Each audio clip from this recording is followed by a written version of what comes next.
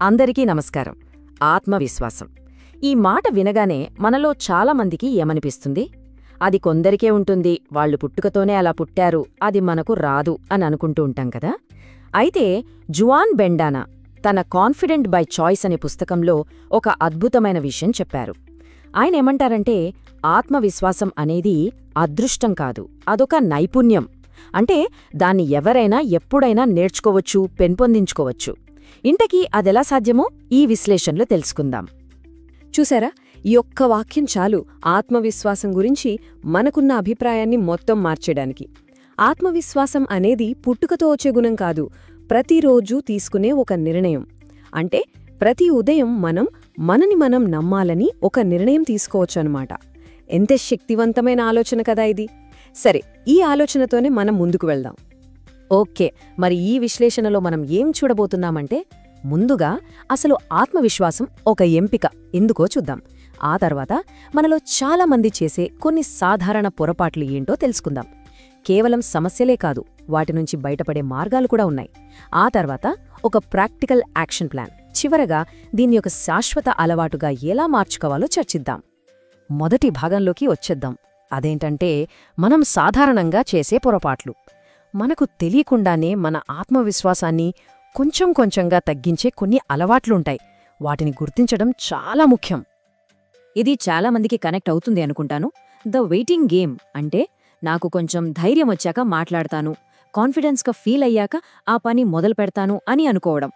మీటింగ్స్లో మనకొక ఐడియా వచ్చినా ఇప్పుడు చెప్తే ఏమనుకుంటారో అని ఆగిపోవడం, లేదా ఎవరైనా కొత్తగా కలవాలంటే సంకోచించడం, ఇవన్నీ ఇందులోకి వస్తాయి.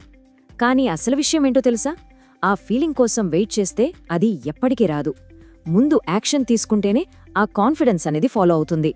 ఇక రెండోది ది పర్ఫెక్షన్ ట్రాప్. అబ్బా, ఇది చాలా ప్రమాదకరమైనది. ఏదైనా పని మొదలుపెట్టాలంటే అంతా పర్ఫెక్ట్గా ఉండాలి, ఒక్క చిన్న తప్పు కూడా ఉండకూడదు అని అనుకోవడం. ఉదాహరణకు, ఒక ప్రెజెంటేషన్ ఇవ్వాలనుకుంటే దాన్ని 100 సార్లు మార్చి ఇంకా బెటర్గా చెయ్యొచ్చులే అని వాయిదా వేస్తూనే ఉంటాం. చివరికేమవుతుంది? అసలు పని మొదలే కాదు. సో ఆత్మవిశ్వాసాన్ని పరిపూర్ణతతో లింక్ చేయడమే పెద్ద పొరపాటు. ఆ తర్వాతది ది కంపారిజన్ సైకిల్. అంటే పోల్చుకోవడం. మన విలువను పక్కవాళ్ల విజయాలతో కోల్చుకోవడం. ముఖ్యంగా ఈ సోషల్ మీడియా రోజుల్లో అయితే చెప్పక్కర్లేదు. ఎవరో వాళ్ల సక్సెస్ స్టోరీనో, వెకేషన్ ఫోటోనో పోస్ట్ చేస్తారు. అది చూసి మన లైఫ్లో ఏదో లోపముందని ఫీల్ అయిపోతాం. ఈ పోలిక అనేది ఆత్మవిశ్వాసాన్ని నిలువున చంపేస్తుంది. ఇంకో పెద్ద పొరపాతేంటంటే, మనల్ని మనం కేవలం రిజల్ట్స్తోనే జడ్జ్ చేసుకోవడం. అంటే సక్సెస్ అయితేనే మనం గొప్ప, ఫెయిల్ అయితే వేస్ట్ అన్నట్టు. ఒక్కసారి ఏదైనా పనిలో ఫెయిల్ అయితే చాలు, ఇక నేను దేనికి పనికిరాను అని మనమే ఒక తీర్పిచ్చేసుకుంటాం. కానీ ఒక్క విషయం గుర్తుపెట్టుకోవాలి, ఫెయిల్యూర్ అనేది ప్రాసెస్లో ఒక భాగం మాత్రమే, మన ఐడెంటిటీ కాదు.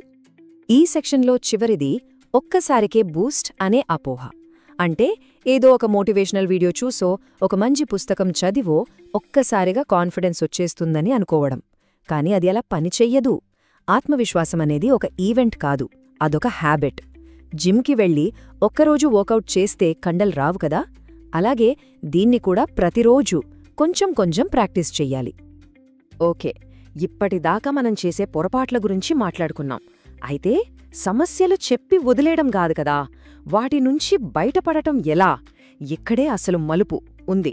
మన మైండ్ సెట్ని ప్యాసివ్ నుంచి యాక్టివ్గా మార్చాలి. ఆ మార్పేంటో చూద్దాం. ఈ స్లైడ్ చాలా ముఖ్యం. మన పాత ఆలోచనా విధానానికి, కొత్త విధానానికి మధ్య ఉన్న తేడాను ఇది స్పష్టంగా చూపిస్తుంది.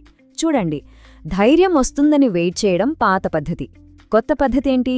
ముందు పని చేయి, ధైర్యం దానికదే వస్తుంది. అలాగే పర్ఫెక్ట్గా ఉండాలి అనుకోవడం మానేసి ప్రోగ్రెస్ ముఖ్యం అనుకోవాలి. ఇంకా చివరిగా, కేవలం రిజల్ట్ గురించి ఆలోచించకుండా మనం పెట్టిన ప్రయత్నాన్ని, చూపిన ధైర్యాన్ని కూడా సెలబ్రేట్ చేసుకోవాలి. ఈ చిన్న షిఫ్ట్ చాలా పెద్ద మార్పును తెస్తుంది.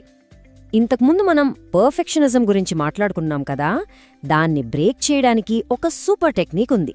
దాని పేరే ఇంపర్ఫెక్ట్ యాక్షన్ రూల్. అంటే అసంపూర్ణ కార్యాచరణ నియమం. సింపుల్గా చెప్పాలంటే, ఒక పని స్టార్ట్ చేయడానికి మనం 100% రెడీగా ఉండాల్సిన పని లేదు. మరి ఎంత రెడీగా ఉండాలి? జస్ట్ 70%. అవును, కేవలం 70%. ఈ నంబర్ గుర్తుపెట్టుకోండి. ఎందుకంటే 100% రెడీనెస్ కోసం చూస్తూ కూర్చుంటే అది కేవలం వాయిదా వేయటానికే దారితీస్తుంది. కానీ 70% ప్రిపరేషన్తో మనం పని మొదలు పెడితే చాలు, ఒక మూవ్మెంట్ స్టార్ట్ అవుతుంది. మిగిలిన 30% ఏంటి అంటారా? అది మనం పని చేస్తూనే నేర్చుకోవచ్చు, దారిలోనే సరిదిద్దుకోవచ్చు. అసలు మ్యాజిక్ అంతా స్టార్ట్ చేయడంలోనే ఉంది. సరే, మైండ్ సెట్ మార్చుకోవడం గురించి మాట్లాడుకున్నాం. ఇప్పుడు దాన్ని యాక్షన్లోకి ఎలా తీసుకురావాలో చూద్దాం. అంటే ఆత్మవిశ్వాసాన్ని నిజంగా నిర్మించుకోవడానికి ఈ రోజే స్టార్ట్ చేయగలిగే ఒక simple 5 step action plan. Okay, ఈ 5 స్టెప్స్ ఏంటో చూద్దాం. నంబర్ 1, ప్రతిరోజు కంఫర్ట్ జోన్ నుంచి బయటకొచ్చి ఒక చిన్న పని చేయండి. నంబర్ 2, ఒక కాన్ఫిడెన్స్ జర్నల్ మెయింటైన్ చేయండి.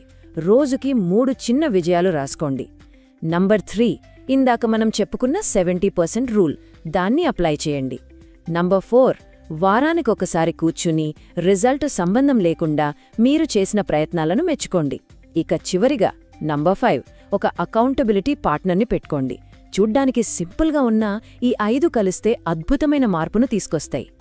ఇప్పుడు మనం చివరి దశకు వచ్చేశాం. ఈ పనులన్నీ కేవలం ఒక్కసారి చేసి వదిలేసేవి కావు. వీటిని ఒక అలవాటుగా, మన జీవితంలో ఒక భాగంగా ఎలా మార్చుకోవాలో చూద్దాం. మొత్తం ఈ విశ్లేషణలో మనం తెలుసుకోవాల్సిన ఒకే ఒక్క ముఖ్యమైన విషయం ఇదే: ఆత్మవిశ్వాసం అనేది ఎవరో మనకిచ్చే గిఫ్ట్ కాదు.